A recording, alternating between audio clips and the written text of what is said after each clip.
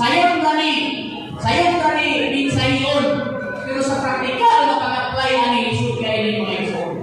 Bisan unsa nga utang makamalingan nato. Mga nautan o maayong utang makamalingan nato. Daghang mga tao ini nag-apiki kay sila, murag i-apiki sila sa Ginoo. Tuntun sila kalagad sa Ginoo. Pero bitaw panahon nga murag ipanalangin na sila. Gaan sila sakinan, gaan sila maayong panginabuhi, nanay gamay ng ilusyon. Hindi na mo makikat nito. Ay dinay.